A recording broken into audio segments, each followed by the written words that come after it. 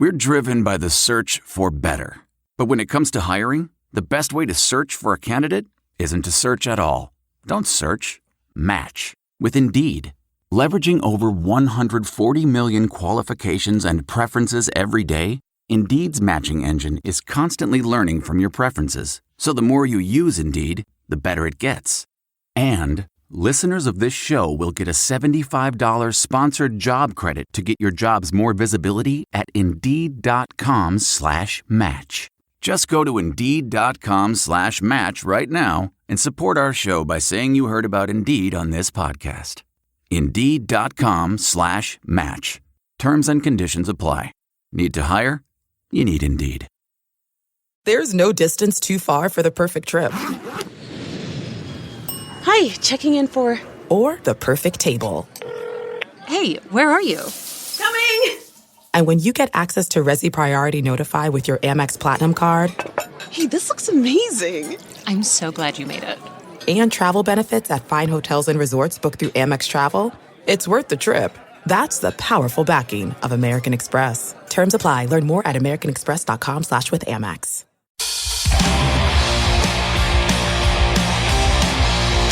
This is Full Change with Tom Laidlaw.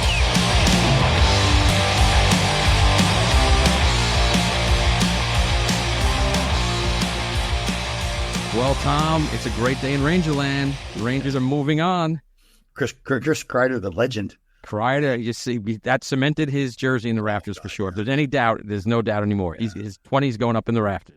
You know what I love about him? He's so humble, too. He was getting interviewed after him and Trocheck were up on the podium together. And a reporter asked Kreider something about, like, we were told that in between the second and third period, you said, you've got a goal. Yep. And he was like, well, I don't know. And there was a big team effort, being real humble, spending the team. And you see Trocheck, the look at his face, he's listening for a while. Finally, he goes, you said it. Come on. No, he did. You're kind of right. It's a little bit different. Kreider didn't even answer. He just kind of looked around. Oh, was that what? And Trocheck goes, no, he said it. He said it. He was pretty cool the way he said it, too. Like, right. And then the answer, he said, what do you think when he said that? He goes, I said, I sure hope so. Yeah, that's right.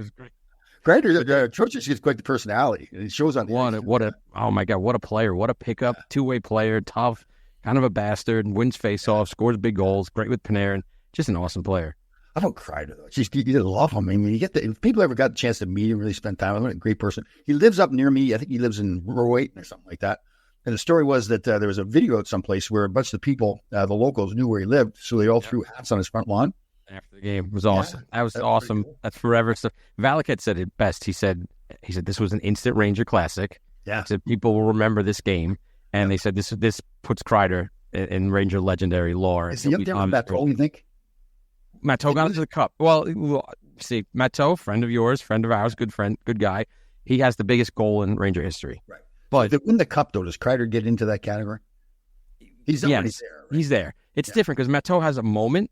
Yeah. He calls one of his programs make your moment or meet your moment. Oh. But Kreider's had the career. He's got 300 plus goals. He's got the most goals in the playoffs, and that was just awesome. And they looked dead in the water. They looked terrible. It was not just losing, but they weren't playing well either. Yeah. Playing well looked like, they're going to lose 6. They're going to come home and they're going to choke in 7. Yeah. And he got a greasy one.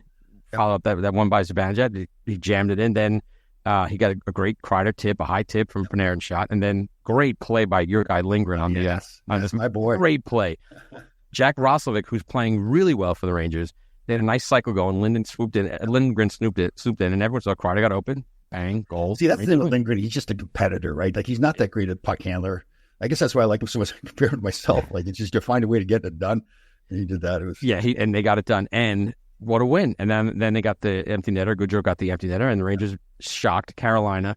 And did you see the video? See the feed when the little kid was crying? Oh, yeah. It was everywhere. Yeah. You felt terrible for him, but also you were glad the Rangers won. Right, and then there's the other one where there's a little boy that was upset and Kreider gave him a stick on the way off. That was awesome. That was super cool.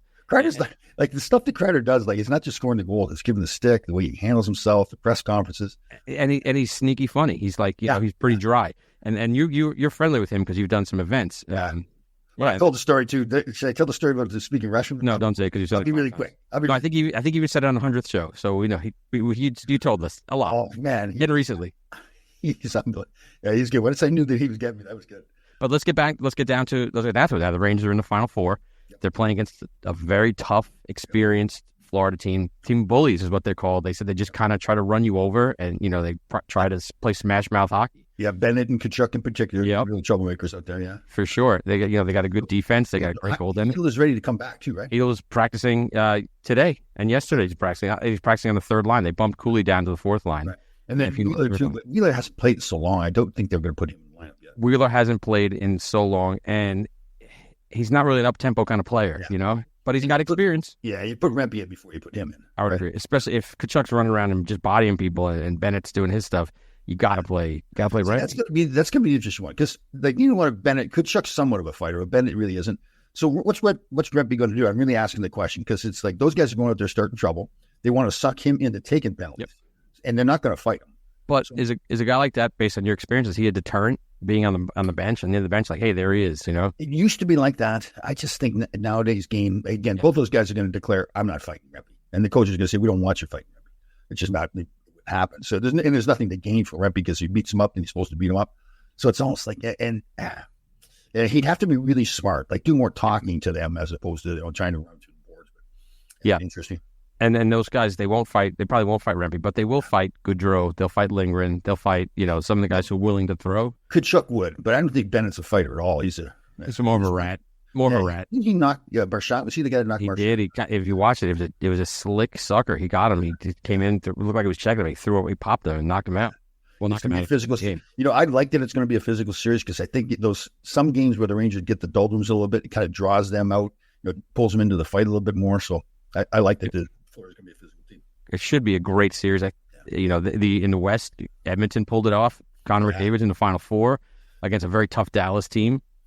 Yeah, Dallas is sneaky good, right? They're that team that you just, and I guess, especially here, they're playing out West, and see them that often.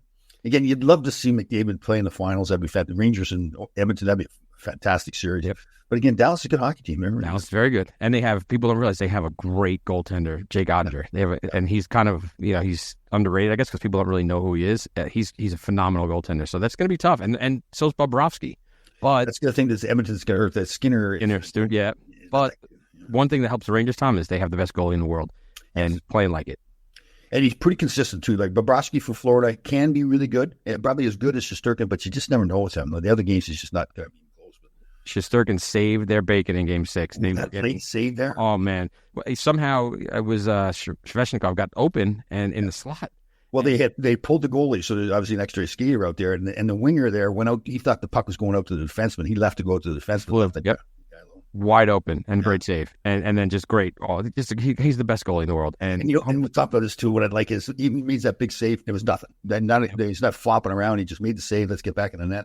I tried explaining to somebody. I said Richter was great, and he was acrobatic and dynamic, and but he's kind of scrambly. And Lundqvist would scramble a lot too. But Shesterkin is just always technically in the right position. He doesn't look like he's ever caught out. He's just that good. He's a competitor too. He's got that fire in him. He really does. Oh man. He's good. So this should be a great series. I don't want to. I think the Rangers are going to win. What do you think, Tom? Well, everybody I've been talking to is going Rangers in 6. It's one of those series, and I think the teams are both so good. It could be Rangers in 4, but they're all 1-goal games. Who knows? Because again, what the Rangers really done in this playoff so far, they know that they can come back in games. They know they can win the 1-goal game, so they've got that confidence in themselves. They just stick to our game plan, even though we're down a couple. Stick to it. We'll be back in it.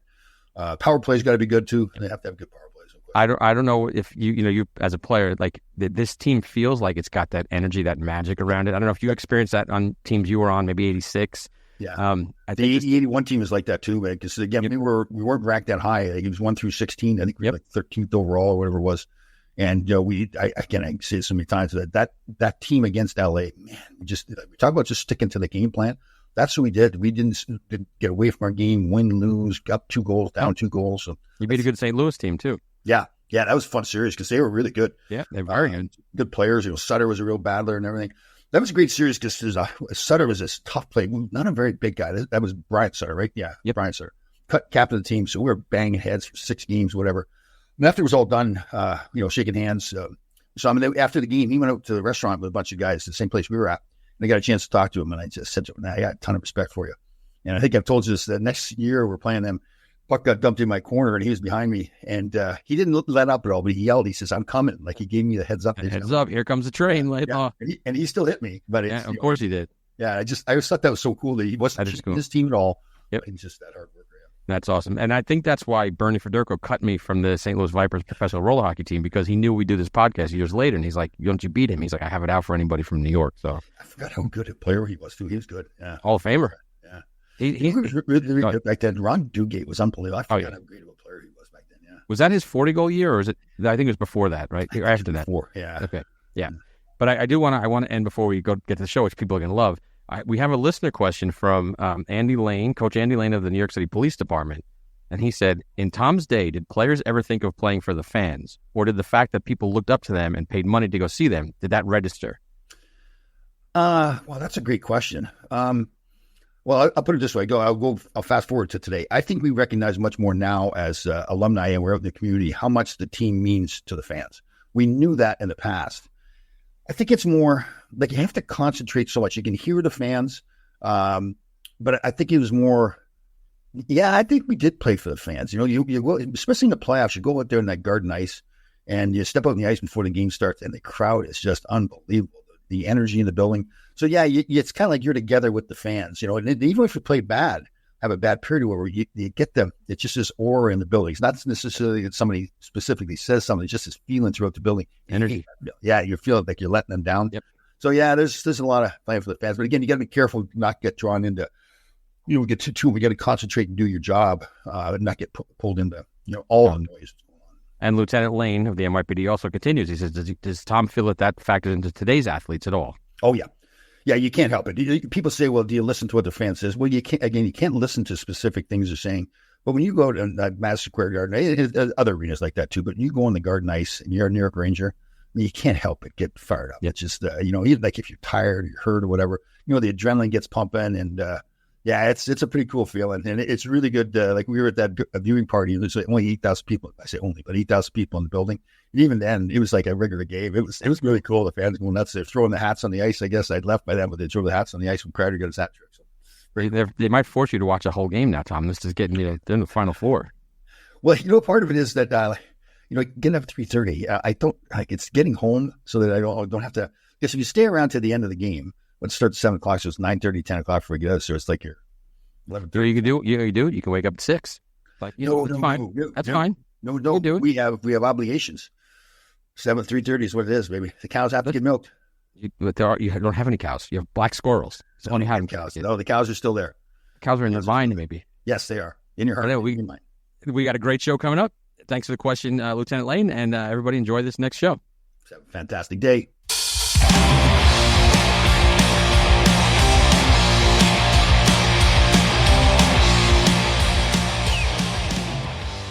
Tom, we got a teammate show. I know these are some of your favorite ones. We got one of your old teammates that you played with. You speak highly of all the time. Today we have tough as nail Ranger forward Eddie Johnstone on the show. Oh, God, one of my all-time favorite teammates. Siggy, how are you doing, brother? I'm doing well, Tommy, and you? Good to see you, brother. You still got the full head of hair. It's whiter now, but you still I do. Yeah. Lots of hair.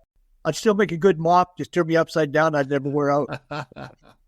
I saw a great video recently where Andre Dory got in a fight at the Garden, and you're on the bench watching the fight, and Andre just smoked the guy and knocked him down, and you got so fired up on the bench, you're jumping up and down, and you're pumping your fists in the whole bed. It's like, man, that's the old days. That's I know, right? I know. That's the thing. I thought, I think most people didn't realize how tough you were until they started fighting you. Remember, you had a great battle with Frank Bathe, I think it was. Myers. Yeah, I was pretty lucky actually. None of the real tough guys really wanted to fight me too much. Yeah. Yeah. It was lose. They should beat me up, and if they didn't, it looked bad on them. So. Yeah. I remember I fought Al McAdam one time in Minnesota, and I didn't know who he was, and I thought, I'm going to beat the crap out of this little guy. He was tough. Good luck. I know. It was pretty tough. Oh, yeah. I've done the fight. And I was like, whoa, my gosh. Another time I remember with you was funny. God, I can't remember the guy's name. He's playing for Vancouver, hard-nosed winger. Ended up coaching, I think, in Carolina, too. I can't remember his name, but I smoked him right in front of our bench. Like literally, you see, he knocked the snot out of somebody. He went down, the snot was coming out of his nose, and you came to me after. You said, "Tommy, that kid's pretty tough." And I said, "Okay, what did I get myself into here?" Where you living now? See, I'm still living in Vernon, okay, or just outside of Vernon, actually. Good. Yeah. Is that where you're from originally? More or less. I've been here for 60 years. So right. Wow. Now, I want to ask Tom, why you keep calling Ed Siggy? Well, Eddie, they used to, I don't know if he still does or not, but Eddie would smoke his cigarettes. You haven't smoking? Having for 20 years. Is that right, eh? Wow. Yeah. Did you have to or just? No. Well, no, but I did. Yeah. And then 48 pounds later. Oh, really? You lost 48 pounds after you I quit? gained 48 pounds. Oh. Okay. Oh, it's all muscle though, right? Oh, yeah, absolutely. Yeah. Most of that's gone now. I can honestly say I'm just about down to playing weight again. Oh, okay. Nice. Now, is your wife a good cook? Does she make you healthy foods in it? She tries. She is a good cook. Right. As far as eating healthy and stuff, we do our best. Right. So, Siggy, growing up, were you a big goal scorer as a kid growing up? I always could score. I, like all the way through my minor hockey and stuff, I was always, I could always score.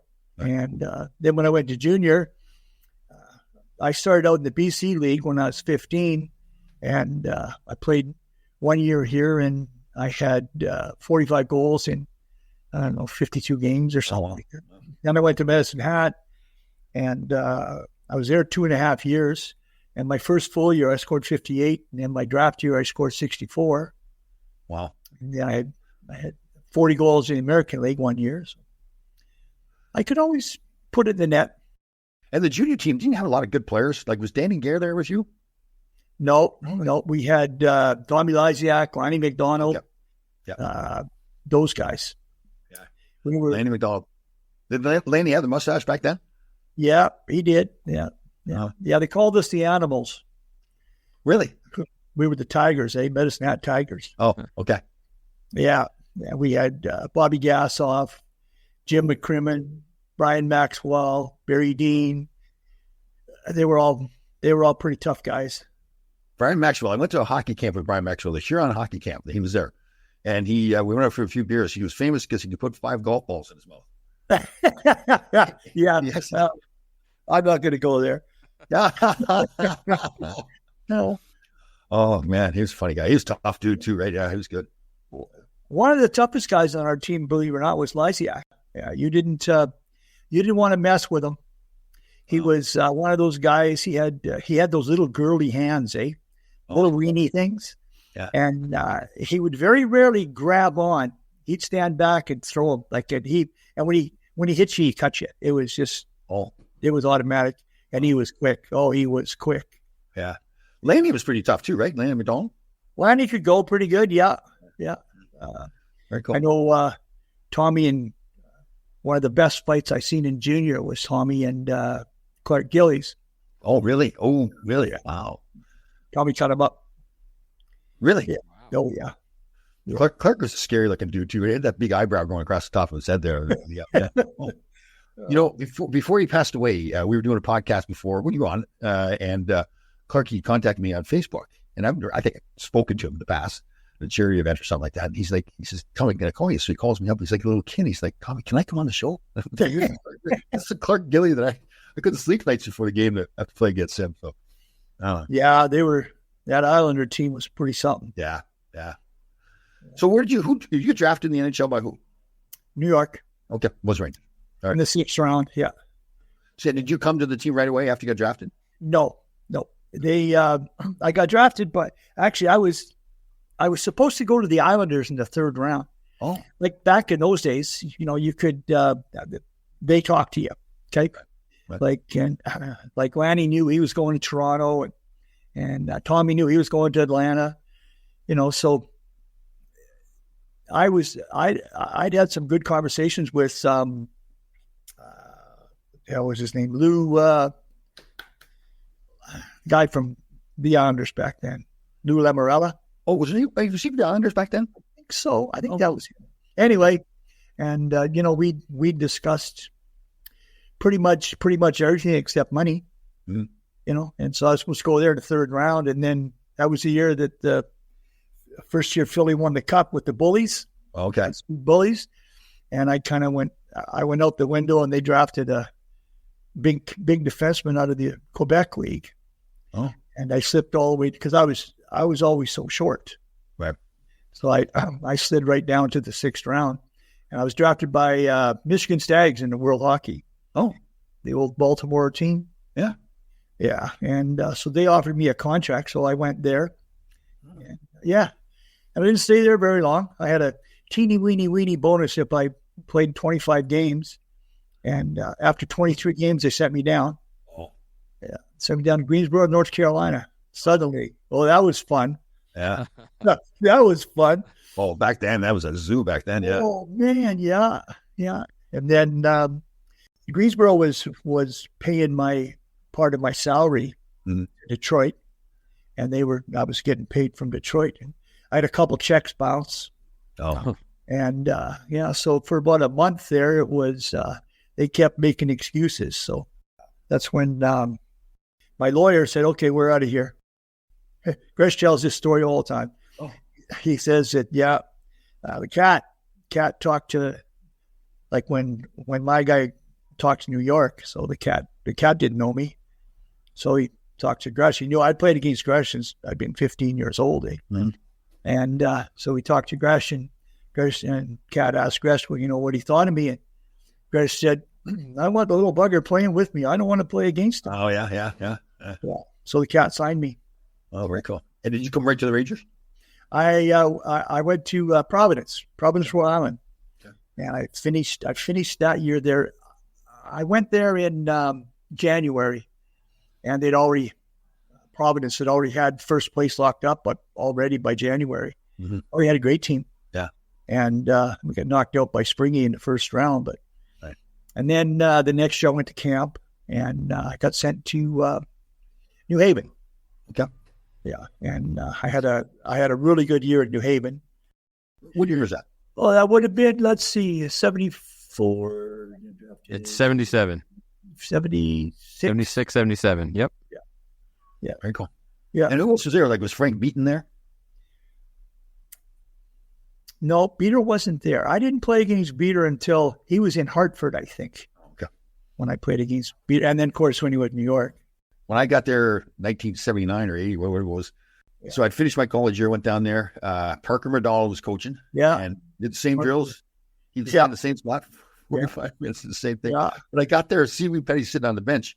And he's got a sign that local, whatever his number was, local 31 on strike. He didn't want to go to the exercise. Yeah. No, it was, like I said, I had a really good year in New Haven. I lost the scored race by 1 point to Palafi at Springy. And the Rangers were going to bring me up late in the year. And so they said, they kind of left it up to me. They said, would you like to stay and, finish this year off here? Or they said, could you? I probably wasn't going to play much in New York. And so I said, well, thanks for being, at least one to look at me. Right. And, but I said, no, I think I'd like to stay here and finish. So I stayed there and finished the year. And then the next year I stayed with New York. So this is more because, Eddie, you want to make sure you're playing, right? You're in the developmental stage still. You want to keep playing? Yeah. Well, I'm kind of loyal to a fault that's been, that's been one of my characteristics. And, I just, I felt that I owed it to New Haven. They'd been really good to me, right. And I really appreciated New York coming out and saying, we'd like to bring you up, but I'm not going to play much. Right. But, we're really interested. But they said, if you want to stay and finish the year, they said that they would understand that as well. And, it was a mutual thing, I think. Yeah, it's good. Okay, that's cool. It's good they did that, yeah. Yeah. You became really good friends with John Davidson, right? Very good friends. Yeah. Remember coming up, you may not remember the story. So I wasn't a gambler at all. I didn't play cards or anything. But I wanted to fit in with the boys. So we went to the bar in the afternoon. Then you and JD were going back to his place to play some poker. So which bar? What's that? Remember? Which bar? Do you remember? Was it the Mug and Ale? The pub, yeah. Oh, it was the pub. Okay. So now I'm this little kid. I want to hang out. These are the two guys I really respect and everything. So I go play poker. And I've never played poker before. I think like 20 minutes later, I was down like $250. And that's it. I got up and left. I said, I'm never playing poker. I've never played poker since I was old. Well, thanks, Tommy. Yeah, exactly. I appreciate that. Oh, God. They're walking to the door and the two guys are probably laughing at me like, Now, I got to tell you, Eddie, seriously, when I came up, like, you were this fantastic teammate. Like, you were one of the guys that you really wanted. Like, I wanted to play good for Eddie. And JD is the same way. I don't know if you remember, like I've told the story many times, Tom, but I shot the puck in my own net first regular season game up in Boston. And JD was in net. And the look he gave me through the mask was like, I wanted to leave and go home. It was just like, He wanted to kill you, didn't he? oh, God. And it's just like you. I was disappointing him was the worst thing that I could have done because I wanted to fit in so much with you guys. Like, you're the guys I wanted to be like. So, well, you really didn't disappoint. You came to play every night. That was very important. thank you, Siggy. I watched these old videos of us playing the Kings in that first round playoff game. Man, we had a great team. Like, I forgot how good, of a team, right? Like, guys doing their job. Mike Allison, Don Maloney, all that line together. That was fantastic. Yeah, that was, we had, we had a bunch of muckers and grinders and stuff. But we all came to play. Yeah. Well, even Anderson Ulfie, who were skilled guys, they were even muckers on that team. Like, they kind of had to be. Yeah. Because if they didn't, they kind of heard about it. Yeah, I know, right? We stuck together. It was that was cool. But Tom, before that, he was on a team that went to the Cup Finals against Montreal too. That's 79. Yes, 79. Yeah. Yeah. Yeah. That was there again. I mean, that team was. We just fought our way right through. Well, JD played great. Hey, right. JD, and then he got hurt. He got hurt against the Islanders. Right. And when the big man went down, he couldn't get up again. Right. Yeah. So. Which team do you think was better, the 79 team or that 81 team? Oh, I think skill level wise, I think the 81 team was more skilled. Right. More grit and grime. I think the 79 team. Oh, really? We had Dean Talifas. We had Richmond. We had all those. Right. All those guys that we just kind of fit in. Yeah. And then, of course, I've heard that more and more guys talk about that the team really gelled together well, right? Yeah. Yeah. And then, of course, we had Ulfie and Anders and Espo and Murder and, those were the guys that were supposed to put the puck in the net and the rest of us were supposed to go and do our jobs. Right. Now, there was no names mentioned, but we had Walt Kachuk on the show. And he was very honest, like really honest, like how disappointed he was in some of the guys in that 79 run that they didn't take it seriously as he thought he should. I never heard that before. Well, there was a couple. Yeah. And there's no names. I'm never going to say it either, but we all knew. And needless to say, they didn't hang around very long. Oh, okay. And more one, like we heard JD talk to JD didn't want Montreal to win or play against Montreal because he knew that was going to happen. Espo said that actually. He was perfect, but the young guys didn't get loose in Montreal. We talked about that too, and if Boston had a won, I firmly believe we'd have beat Boston. We had better goaltending, and we had just as much grit and grind, and then we had guys that could put the puck in the net. Sure. That team from 79 in Montreal, they had 11 Hall of Famers on that. Yeah, I remember that. Yeah, wow, that's incredible. Yeah. So now the next year, then, so you had that run 79. Next year they trade for Bubba, right? Yeah, I believe it was. Was it? Yeah, could have been. I think. I don't think Bubba was with us in 79. No, he wasn't. No, No, I think it was the next. It was a Stanley Cup team that got blown up. So what was the thought process? What were you guys thinking then? You got this team that's so close. You go on a long run. Typically, you're saying, okay, now we're going to build together and we'll get another shot at it. Maybe we'll fall back a little bit, but eventually keep the guys together. And then it's not Bubba's fault, but I mean, now you're trading for this huge guy, both personality-wise and size-wise. Yeah. But you've also had to give up guys off your team that were important part of it, right? Yeah, we did. We had to. I don't exactly remember who was all involved in the trade, but yeah, She-Cat was there. Pat Hickey, Mike McEwen, yeah. And there's a couple of minor league guys like Dean Turner. Yeah, Dean Turner is the only guy that's had a bigger head than me. He's got a massive head. Now, I think I really think the 79 team. I think some of the guys that they traded that went for Bubba, I think it was a really good. I think it was a really good deal for New York. Oh, okay. I don't really want to say much more, but I got you. I understand. I think so. Yeah.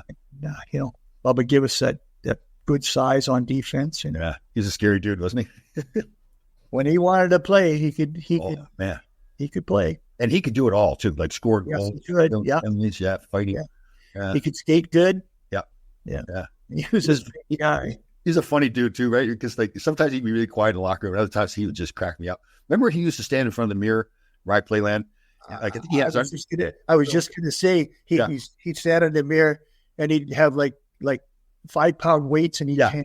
Up like this. We all used to just laugh at him. Oh, just to do stuff that was so different. Just to, like, yeah. He didn't care at all. It was funny. And then he'd get in the limo and going back in the city. Yeah.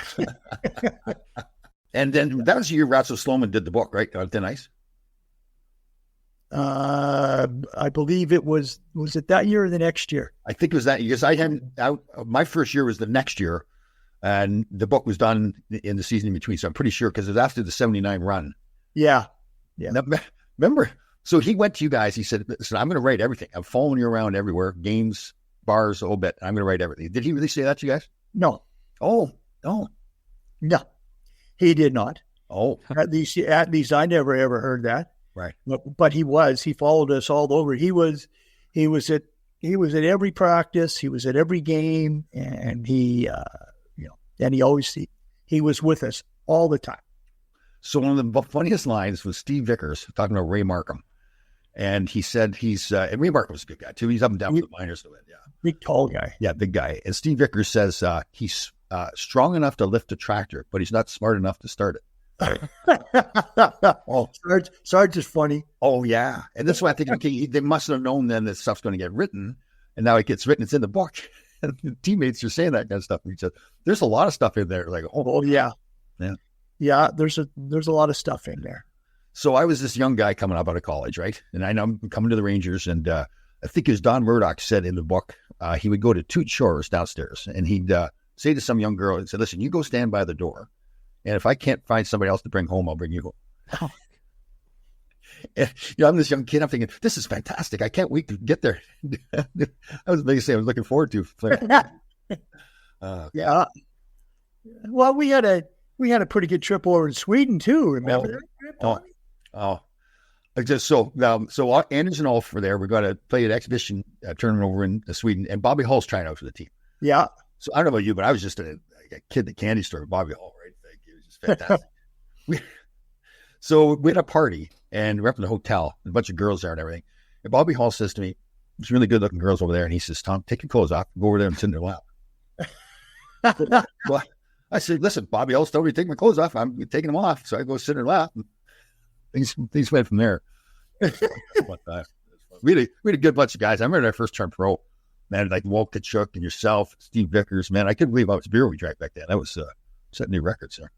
Hey, it was, I think that was part of the meshing of everybody.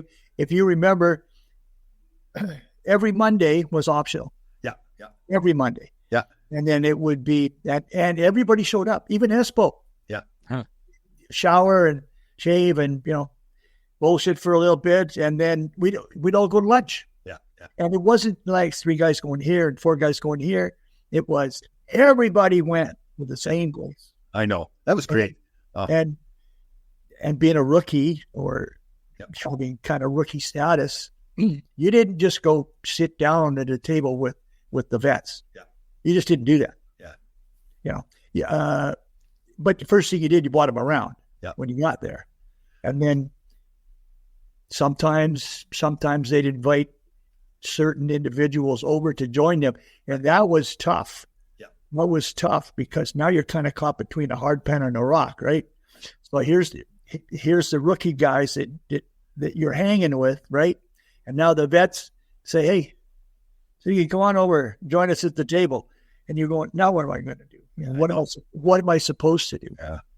Yeah. You're kind of taught to mind your P's and Q's too, right? Now, Oh, yes. I want to tell you a story. It's a story about a scandal, broken relationships, gossip, rumors, money, corporate rivalry, and a broom. A performance-enhancing broom. My name is John Cullen. I'm a comedian, podcaster, and for 20 years, I was a semi-professional curler. And I want to tell you the story about how a single broom almost imploded the 500-year-old sport of curling. We felt like we were bringing a knife to a gunfight. It's the story of a superstar and his fall from grace. I was being dragged through the mud. It's the story of two brother entrepreneurs with a dream. I said, that's great news. It's a story of intrigue. I still don't understand why we want to keep his name secret. The full story has never been told, so I'm going to tell it. Broomgate, how a broom almost killed curling. It was a year I'd like to forget. To listen to Broomgate, search for Broomgate in your favorite podcast app. That's all one word, Broomgate. Let's face it, people have different sleep needs. While you love your partner, sleeping next to them might not always be the most comfortable. Sleep Number Smart Bed is designed for your ever-evolving sleep needs, so you can choose what's right for each of you whenever you like. Maybe you prefer a firmer mattress, and your partner needs something softer. Because of the individualized comfort that you get from Sleep Number Smart Beds, you and your partner will sleep better together. All Sleep Number Smart Beds feature cooling, pressure-relieving comfort layers for soothing sleep throughout the night. And their temperature balancing bedding is designed to move heat and moisture away when you're hot. When you're cool, they hold their energy to help warm you. The smart beds even automatically respond and adjust to your movements, so you sleep comfortably all night long. JD Power ranks Sleep Number #1 in customer satisfaction with mattresses purchased in-store. And now, save 40% on the Sleep Number limited edition smart bed for a limited time. For JD Power 2023 award information, visit jdpower.com/awards. Only at a Sleep Number store or sleepnumber.com. I'm going to ask you a question.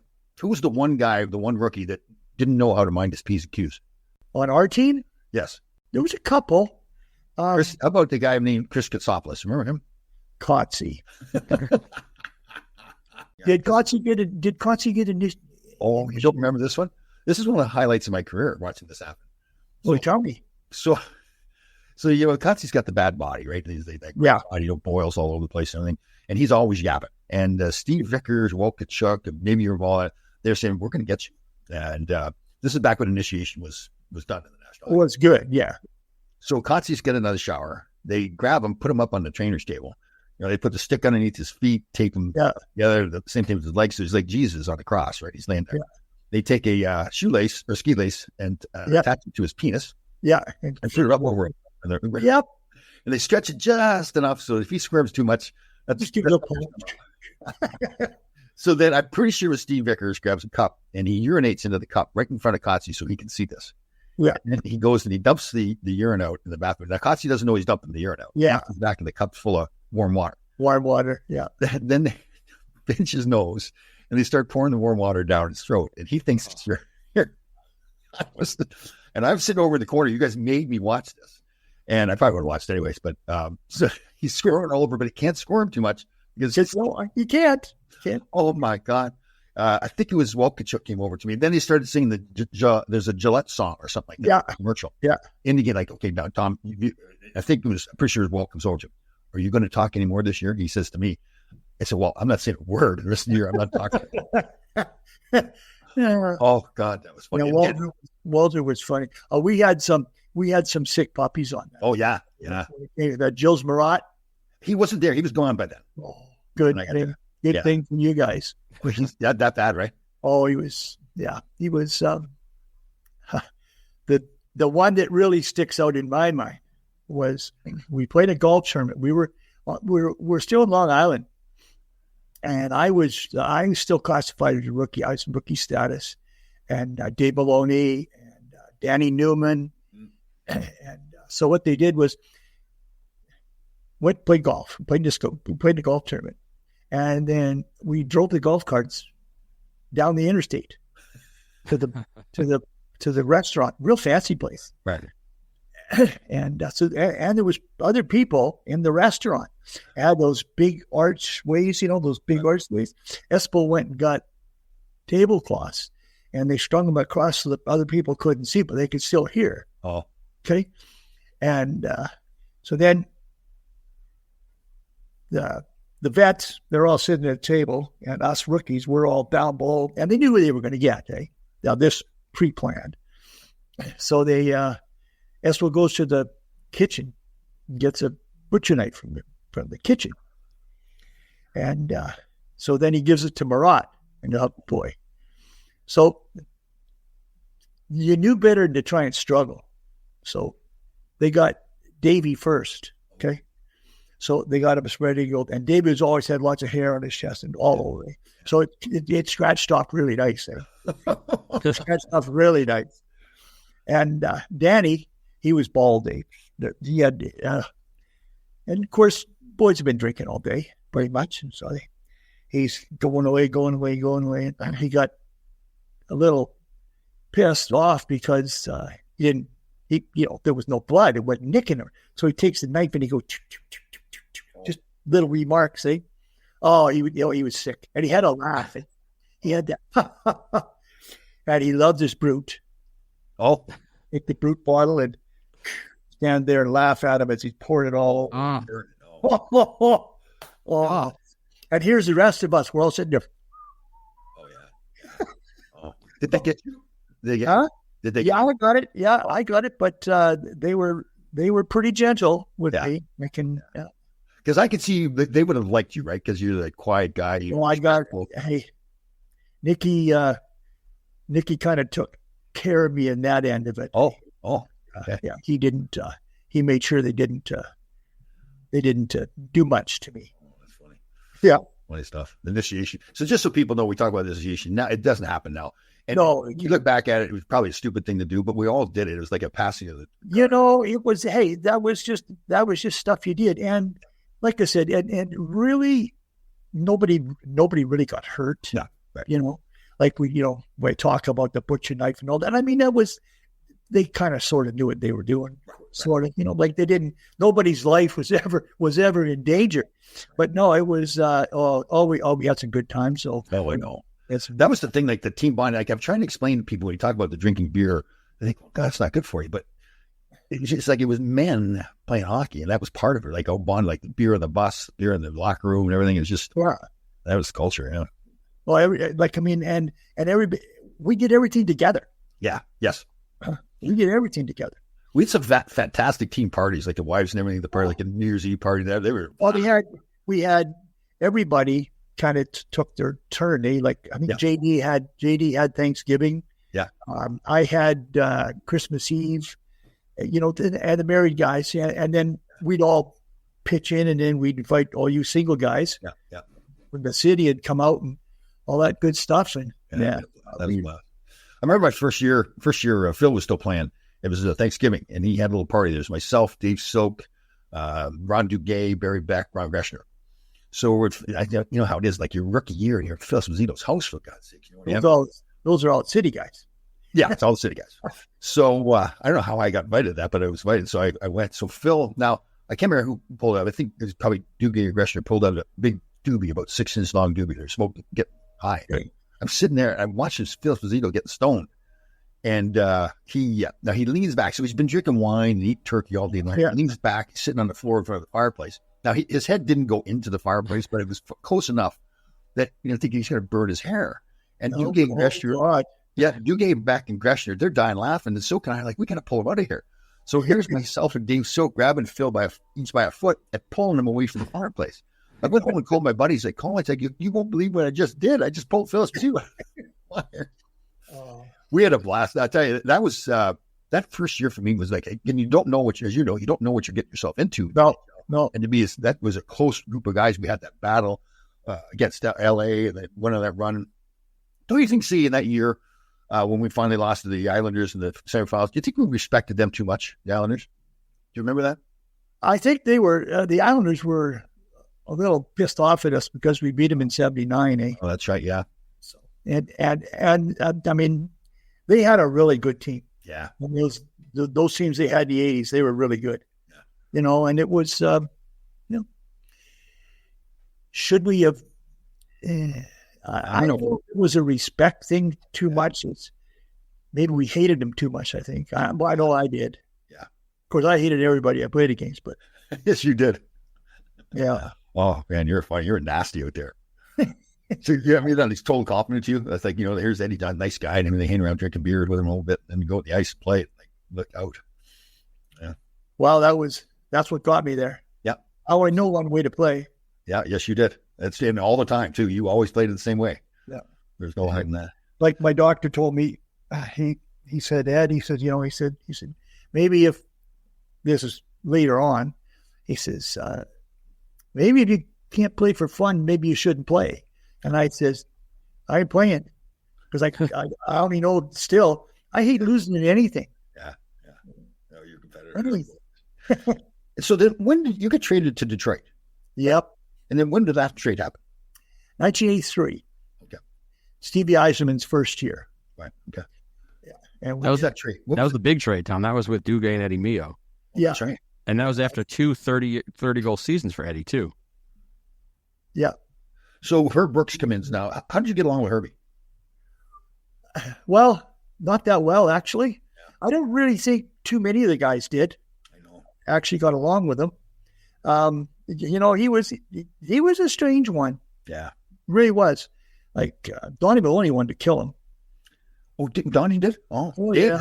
Dave did too, right after one. Yeah. But Donnie was, because Herbie would pick on guys. Eh? Yeah, I know. He'd make examples of you. And he did with me, Donnie, and Mike Allison was our centerman. Yeah. And then so like in front of everybody, he would like just chop us, just beat us up. Yeah. And then he'd call us in and he'd say, hey guys, we're only going to go as far as you guys take us. So you really didn't, you really didn't know what was going on. And his Mondays, well, the optional Mondays were gone out the window. Yeah. Mondays were blowout day. Yeah. It was 2 hours and you very rarely saw a puck. Yeah. We have Mike Allison on the show and I was really shocked because I thought I was pretty close friends with Mike and we started together. And he told us openly that he had contemplated suicide because of her. I heard something about that. I was going to ask you if you'd talk to Red Dog. Yeah. Man, that shocked me. I guess I got stuck in that thing where Herb treated me great as far as playing time. But then he didn't do other stuff. Like he shot a puck in my head one time in practice. He kicked me in the ass on the bench. He famously told me we had a big meeting. You probably remember that the first year Herbie was there, day before our first game, we got through training camp, gets everybody at center ice, and he goes around telling everybody what their job is. And he gets to me at the end. He goes, Laidlaw, you get the puck, give it to somebody else. You're not supposed to have it. But I always thought, okay, but you know what? I'm getting played all the time, so I don't care. He can do what he wants. But then I talked to a lot of guys like yourself, Dave Maloney, and Mike Allison. I didn't realize, I guess I was oblivious of what a jerk he was to some guys, and like unnecessarily too, right? That just didn't make any sense. Like I said, but hey, that was the way he'd done it, and he'd been successful at it. So he really wasn't going to change. Yeah, no. That's the name of her. He would not change. No way. I think he backed off a little bit later on. Those first few years there, boy, oh boy, it was a struggle. That was a shame too, because that 80-81 team, like you said, we were close. We grinded out. We wouldn't quit. I've loved that team. And then Herb came in, rightfully so. It just wasn't his kind of team. And he wanted to, get rid of the Eddie Hospodars and Chris Katsopoulos kind of guys, get the skill guys. But then now we have to restart. So for you guys in 79, you have this run cup, then you make a lot of trades, change the team around, bring in Barry Beck. Now we then get better and better. We have the big run in 81, and then all of a sudden new coach comes in and changes the team around again. It just seems like it was constant. And then you get traded. Did you get traded during the summer? Yeah, I did. Actually, I was on a fishing trip with Soapy. Oh, yeah. We were in the Northwest Territories fishing. Oh, no cell service, no nothing. And yeah, I found out when I got back to Edmonton. Oh, wow. Soapy's house. Yeah. So how'd you take that? Not good. Yeah. It was. And I talked to Craig Patrick about it. I know Craig and I get along really well, even still today. Sure. What did he say to you? He said that Detroit wouldn't make the deal unless I was included. Oh, really? Okay. Yeah. And so I guess in one way that's a compliment, right? Yeah, it was. And then, but you're such a heart and soul guy, right? That's the team you play on. Like you said before, you didn't want to leave the minor league team, that New Haven. So like you were a Newark Ranger at that point. Well, I still wear that crest on my chest. The Garden crowd just loved you too. I could never scratch it off. So yeah. Well, it is a special place to play, right? I mean, it was. Madison Square Garden, and we treated so good, the Rangers, and they still are great. They treat you great. Yeah. You know, they treat me so well. It's you know, it took me a little bit to get my foot in the door with the alumni and all that kind of stuff, but hey, I get back 2 or 3 times a year now, and it's a long ways for me to go. Yeah. Okay. And so, and outside of the golf tournament, which I go to faithfully every year. Yeah. You know, no questions asked. They just say, "Yep, you're coming." It's all done. Yeah. They don't phone me. I get the schedule at the start of the year, and I try and do it like when they have 3 home games in a row over the span of maybe a week or something. You know, so so I just write it all down and send an email, and it goes to Jackie now. Yeah. And I said, Jackie, have a look at these and let me know which ones don't work and which ones work. Cool. She sends it all back. Yeah, this one works. This one works. This one works. I said, okay. And so Laura comes with me usually once a year. Yep. Like we were back in February for the Classic. I met your wonderful wife. She's a beautiful girl too. She is. She keeps me young, Don. You outkicked your coverage there, big guy. She keeps me young. There you go. And we should say, Ed, as we tape this, Ed's wearing a New York Rangers Stadium Series hat, so he's with the He's watching the playoffs. You following along?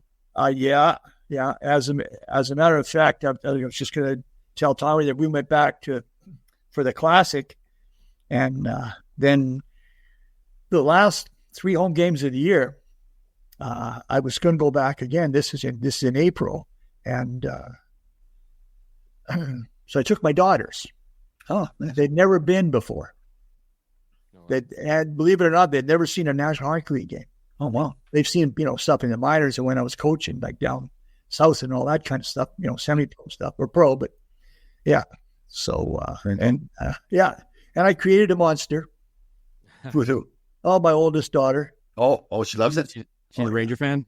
Oh, yeah. Isn't that the truth? When you go to Madison Square Garden, watch a game, like especially a playoff game, but even a regular season game, you get hooked, right? Oh, yeah.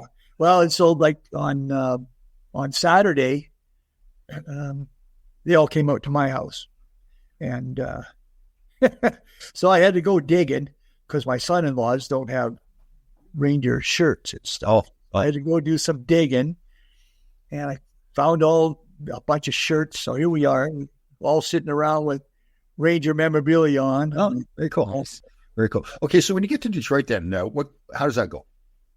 Actually, the first year playing wise was pretty good. I was playing with Stevie Eiserman and John O'Godnick. Oh, okay. Nice.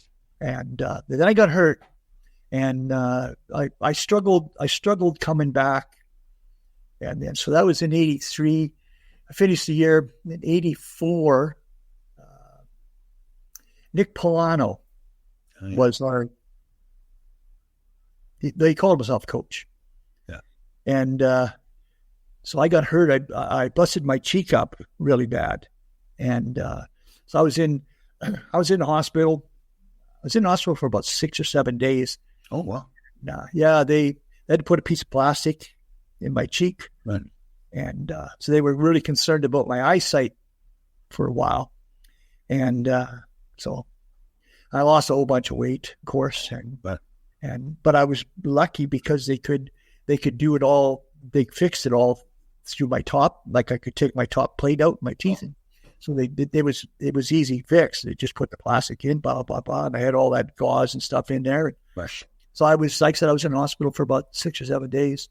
And of all the stupid things, I catch conjunctivitis in my eyes from the hospital. Oh, wow. See, I could everything, like from the blue line to the front of the net, it was, I could make out shapes and colors, but I couldn't see who they were. Wow. And so I come back, and Ogrodnik broke his wrist in Chicago. And Polano calls me in. This is right after I got out of the hospital. And he calls me into the office. He said, got to get you playing. Got to have you back. He said, Johnny O broke his wrist, blah, blah, blah. And I said, Nick, I can't see. He said, well, we'll get you to the doctor and we'll get some more eye drops and blah, blah, blah. So I said, okay. So I pounded these eye drops for 4 or 5 days, and it got better, but I still could, like, I couldn't see a face from the blue line to the front of the net. Right. I got the big full thing on with the football bars across here, little hole like this, try to breathe through. Right. And so I played. And went stood in front of the power play, and somebody shot the puck from the point, hit me, and went in. Next game, went in front of the net again. Never saw it. Never saw the shot coming. Hit me and goes in. But my play was going. I had nothing. I had nothing to give. So your eyesight at that point just stayed the same. It still was not good. Yeah, it got better. Okay. It got better. But my play was dropping. I couldn't. I had no stamina. I couldn't. And so I kept slugging it out. And then Polano calls me in and calls me into his office. And I'll never forget it as long as I live. And it irks me still to this day. Right. Takes a pencil, puts a pencil on his desk. Okay. And he's talking to me. I don't know what I'm going to do with you, Ed. He says, geez, I play with my best players, and you're just not getting it done. Now, again, he knows that your eyesight still isn't very good. Well, by now my eyesight, so okay. It's okay, but I got nothing left. Sure. Like, I still got to wear the full thing, and right. And like I said, I took no time off. Yeah. Well, he takes his pencil, balances it on his desk, and he says, Ed, I played my best players, blah, blah, blah, blah, and you're not getting it done. He said, I don't know what I'm going to do with you. He said, I'm going to keep you here or send you down. And he hit the pencil hit the ground, and he says, I'm sending you to Glens Falls. And I said, really? And so I got up, and I've never really questioned anything a coach has ever said to me. Okay.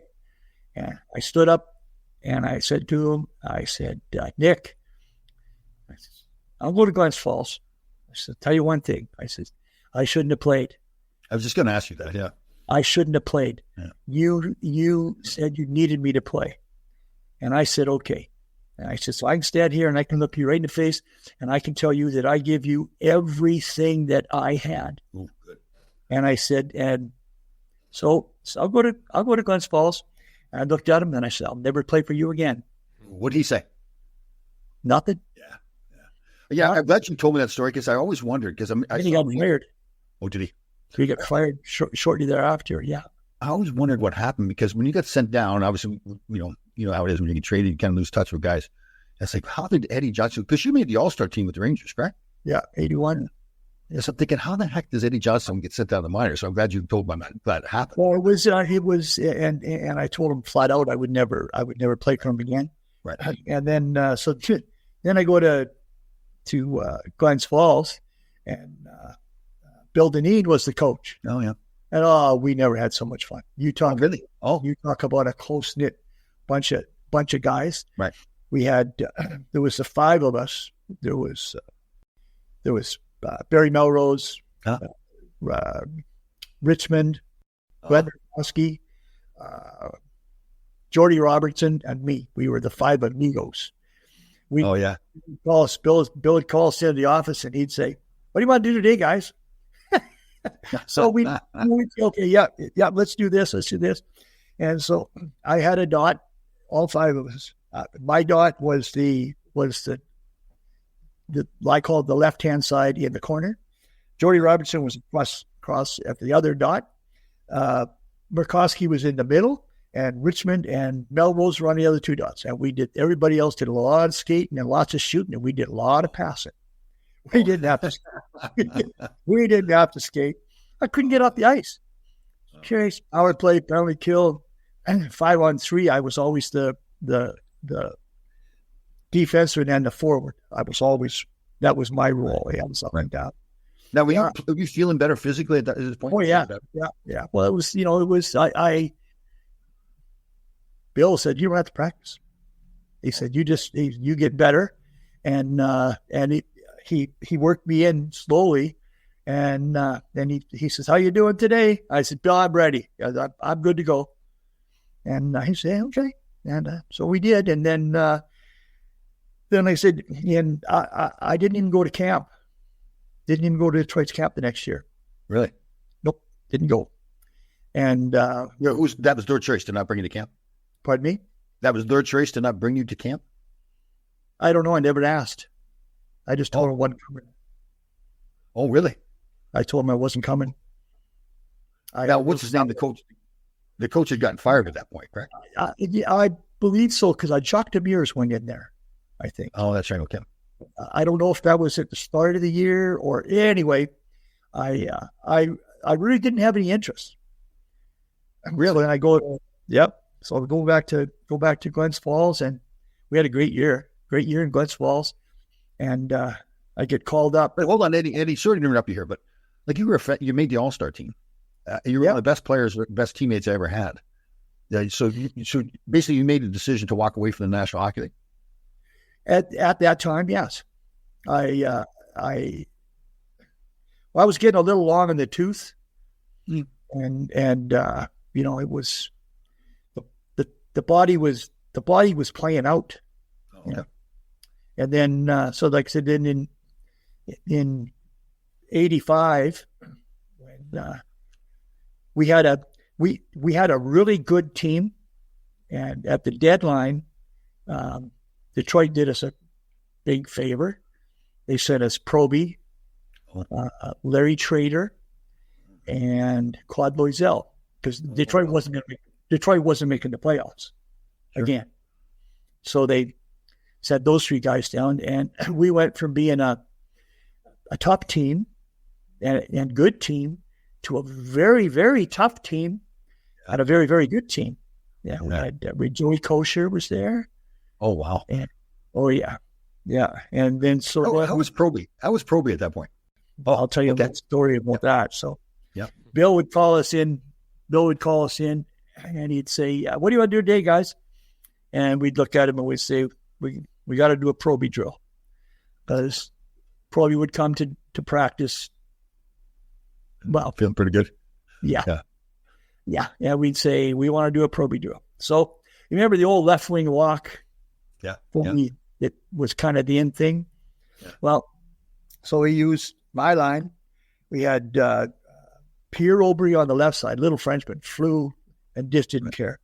And Jordy Robertson in the middle and me on the right. And then we used Steve Richmond and Barry Melrose on defense.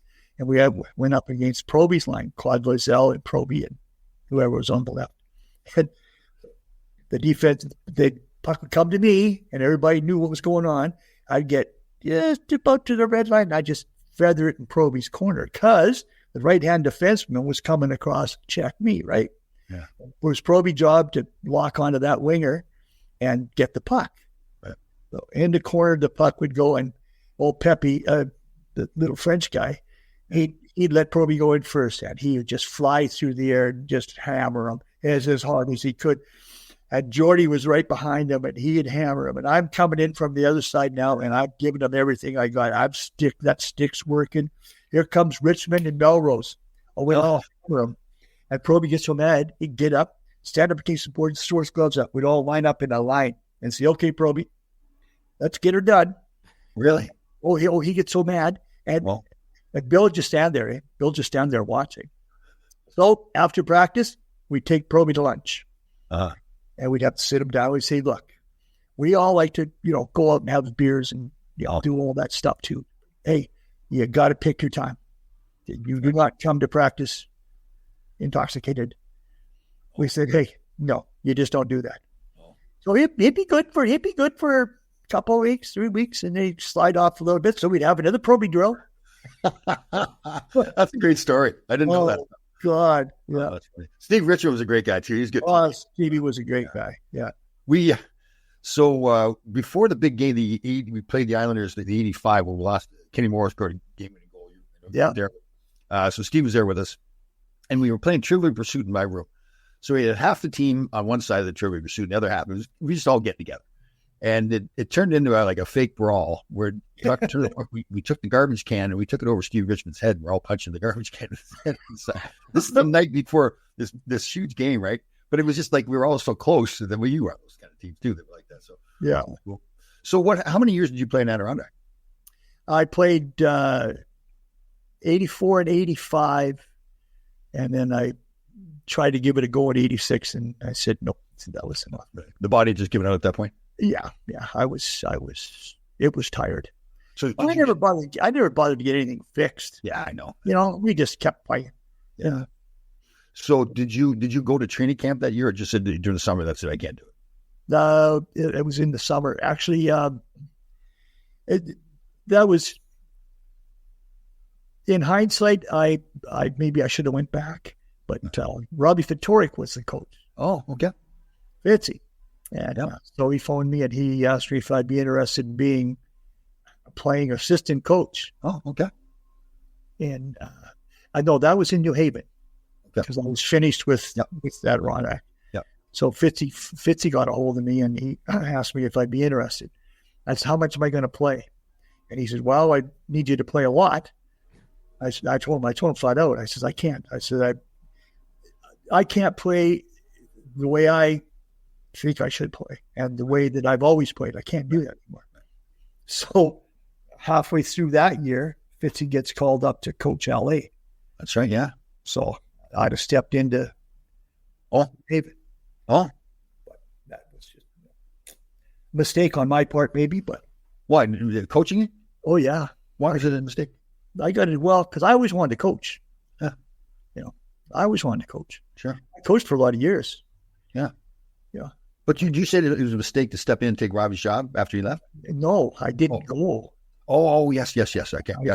I officially retired. Gotcha. Okay. Yeah. So because like I told him, I said I couldn't, I couldn't play the way I thought I should play. Yeah. So I said can't do it anymore. Right. And I'm sure Robbie would respect you. He's that same kind of guy, right? Oh yeah. But like I said, it just kind of it just worked out. Not the way I. Yeah. It might have worked out a bit better for me if I'd have went back. Because Yeah, but at the same time, I admire you for having a lot of guys that just try to string it out to make some more money, right? No, I couldn't. I couldn't play up to the way I wanted to play, right. or the way I should play. So the plan at that point then was to get into coaching, and I did. I did right away.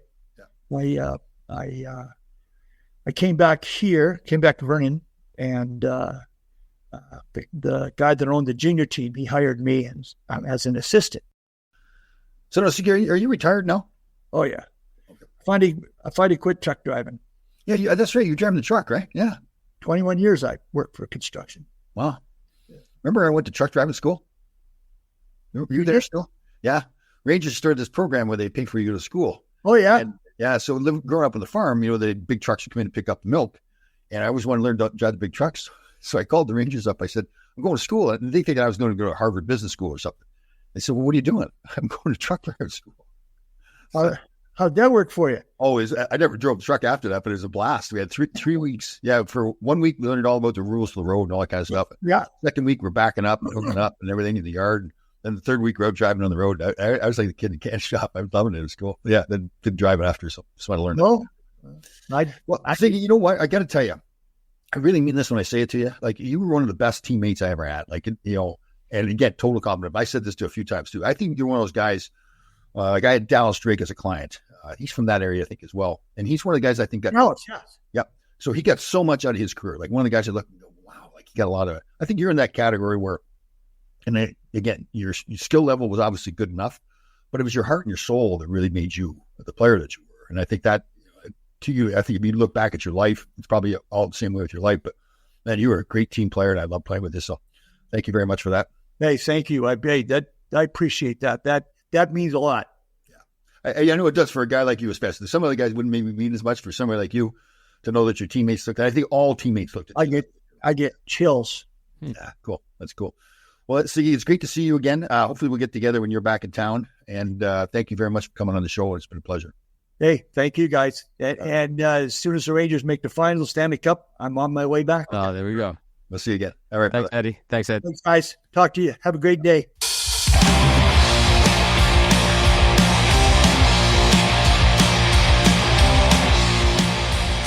The teammate show. I know you love these, and had to catch up with Eddie Johnstone, a tough player, fan favorite, little guy who people just loved rooting for. He was always in the mix. Yeah. It was so great to see him too, because when I turned pro as a rookie, like him and John Davison, are my kind of guys. We're all drinking beer together. And so when you come in, you want to really fit in with these guys. And I told some stories about some funny stuff that happened with them. It's great. So great to have him on. And yeah, you're right. Every time you talk to fans, they always talk about how much they loved Eddie Johnstone. And even when he was playing, like the Garden crowd, if you got in a fight or scored a goal, there's something special about Eddie. So it was great to see him. How could you not? He was just a little guy, tough guy, scored goals, had that face, that great hockey face. He was always just a fan favorite. And, what a hard-nosed player. Yeah. And you know what? It's like, you're right. And as great as he was on the ice and the way he played, but in the locker room, too, he's just that kind of guy that was just gritty. And I talked, some of the teams that I was on, that most proud of, like that 80-81 team, he was a big part of that. Like, he was really a team, too. Like, he was a team player. 30 goals, all-star appearance. That's a nice Ranger career. And I like that he said out, he's like, no, I'm a Ranger. Like, he's had the hat on. He's like, watches, the whole family's dressed up in Ranger gear. That's pretty awesome. Yeah, and he told the story about how his career ended. Because I always thought, like, when he got to Detroit, I thought he'd be, like, great there in Detroit, and it just didn't work out. Yeah, it didn't work. That eye injury, he never kind of recovered. And there was some bad blood with with coach, and you never hear those stories. You don't know why. Like you said, it makes perfect. Like, why would this guy not? He was playing with Steve Yzerman. Why is he not? Man, he was he was just a tough man. Like, I liked how we talked about how they gave him an option to stay in New Haven or come up to the Rangers. And his decision was to stay with the team he was with. He was loyal. Yeah, he said very loyal, and it was great to have him on the show. I could see you guys are friends, and those are always awesome shows. Yeah. So it was really cool at the end there, and I really meant what I said, telling him how much he meant to the team and what a team player he was. And he was pretty cool. You tell he was really moved. He says, like, I've got goosebumps now. Yeah, goosebumps. I bet you he was a player's player at some point, right? You know what? I was actually thinking about that. He must have been. I'm almost positive. All right, well, hold on. Well, if you were without scoring a goal the whole season, let's see. We can easily look that up. But before me. What a great player, great Ranger, a little tough guy, and people fan favorite for sure. I remember when he was getting in fights, like fighting Frank Bay. Frank Bay, big giant Flyer defenseman with that big beard. But he wasn't that big though, was he? Oh, maybe I thought he was bigger than Eddie. He was bigger than Eddie, yeah. To me, Ben Wilson was big. I take that back. Yeah, Ben Wilson, what a jerk, what he is. He didn't like Ben Wilson. No, you talked to other guys that played with him, and we had Ronnie Flockhart on a show, and he roomed with him in training camp one year, and he had to go to management and say, "Listen, you got to get me out of that room." He was just a bad guy. Yeah, there's other people telling stories too. Where in Chicago, and the other show I did, some people were sitting at a bar with him. Kurt Fraser is a guy I was thinking about, the tough guy was in Vancouver. He was playing with him in Chicago, and they're in a bar someplace. And the fans are coming up and talking, and Kurt Fraser, as most hockey players do, hey, nice to meet you, sign autographs and everything. Yeah, yep. Ben Wilson is just a total jerk to everybody. And they hear more and more stories. It's not just isolated cases, but stories about him acting like that. So even after his career, he's not signing autographs with anybody? Yeah. During his career, after his career, they just, they thought there's actually something wrong with it. Just like Flockhart was saying that he would come back, like to do something in training camp, and he'd like do something vicious to Flockhart on the ice during training camp, rooming together. And then he'd come back in the room after and apologize for what he did. So what do you mean? So he was like a little bit off, like not Yeah, there's a group. Yeah. And again, I don't know. I should be very careful saying that because I don't know that. Never spoken to the man. But from some of the stuff he did on the ice, like he speared Eddie Meal in the head. Oh wow! Yeah, if you watch it, more like smack him in the side of the head. It's a playoff game, and they're taking bad penalties, and we're scoring a power play all the time. And we ended up beating like 10-3 or something like that. But he was doing stupid stuff. It wasn't even stuff that would really intimidate anybody. He skated by Eddie one point. Puck's coming out of the zone, and he makes a beeline towards Eddie and smacks him in the back of the head. Jesus. Well, I do have our research has been conducted, and Eddie Johnstone did not win the Players Player Award. In 78, it was J.D. and Gresh. In 79, it was Ulf Nielsen. In 80 and 81, it was Don Maloney. But in 82, it was our man, Tom Laidlaw, and Mark Pavlich, my favorite Ranger. Right. And 83, it was solo Tom Laidlaw award winner. So I'll tell you what an honor that is, too. Oh, man, because that's the players vote on that. Yep. So especially if, like for me, you joke around about it, but Phil Esposito said it so well during the game where I didn't score, played all 80 games, didn't score a goal, and one player's player. So, you look back and I thought it was Phil who was doing a playoff game, and I finally scored a goal in the playoffs. And Phil was all excited. It was amazing how he got so excited. He goes, he played all 80 games, he never scored a goal. We got player's player, and now he finally scores. You never won Players Player Award? Brad Park. Oh, wow. So you have your number. Brian Leach did win it 5 times, and you won it twice though. Didn't Adam Graves win it a few times too? Yeah, let's see. Leach was always there, so Graves won it. Graves won it twice. 4 times for Graves. Is that the Stephen McDonald Award now? No, that's the Extra Effort Award. Players is voted by the players. Right, okay. Graves won it 4 times. Darren Langdon won it twice, like yourself. Oh, nice. Then this year's Jasper Fost won it 5 times. That's like a guy who just always hustled. Yeah. You know who won it this year? Who? Take your guess. Players Player Award. Most respected player by his teammates. Lindgren. No, he won it last year. Okay. This year was someone different. Huh. Trouba? No, it was not Trouba. He won it 2 years ago. It was Jonathan Quick. Oh, wow. And if you remember, we had somebody from the Kings on. I forgot who it was. Luke Robitaille saying what a leader Quick was. People didn't realize, hey, he's one of the best leaders he ever played with. I was pleasantly surprised to hear him say that. See, and I think that's a key move by Drury. He's still a good goaltender. He's a good backup. He's had his career. He's won his cups. Who was it? Was it Trocheck after one game they won? It was one of the overtime games. In an interview, they talked about how Quick stood up in the locker room and said some things. And so he singled him out as the guy that stood up and said a very, very well-respected leader. And he's in Ranger lore forever now with number 2, Tom Laidlaw. When I was in L.A., I won the Unsung Hero Award, Best Defensive Player. Look at you. That was pretty good. Compiling your hardware compiler. Nice. Yeah, no kidding. Yeah. Build a new room in the house here. That was hardware. Well, you have your jerseys and a saddle. So let's get a trophy room. And my old lacrosse stick too. That's true. I got the old wooden lacrosse stick. I think Sacagawea gave you that one, right? That was hers when she played. It could have been. We're playing out in the field there, used to be like miles long the fields where the Native Americans would play. I think that's where you. But what a great show with a great team of yours, Eddie Johnstone, and Siggy, as you called her, Siggy. Yeah, love him. Yeah, he's smoking. I'm glad to see he quit. He quit like 20 years ago, not smoking cigarettes anymore. But it was funny. It was old days, so it's a long time ago. But he used to go into the bathroom next to the locker room, smoking cigarettes during the game or between periods. Wow, between periods, yeah. Wow. And I think that was kind of giving us a break because I think before that the guys would smoke right in the locker room. I know that sounds kind of barbaric now, but because of the way things are now. But that was it was no big deal back then. Yeah, the last players you hear of smoking were like Zubov, Guy Lafleur smoked, Lemieux smoked, I think too, right? Yeah, I think Mike Mossy a smoker too. Or maybe he was, but And Zubov was the last Ranger that I hear of because I remember Keenan I think Keenan made him stop smoking, which, say what you will about Keenan, that's the right move because this is your, stud defenseman. So, but great show. Yeah, that was a really good show. Great to have Eddie back. The fans love him. So, what a great man. Great man on and off the ice. Full change. And if you like what you hear, leave a review, leave a 5-star review, get involved, spread it around. We'd love to hear from you.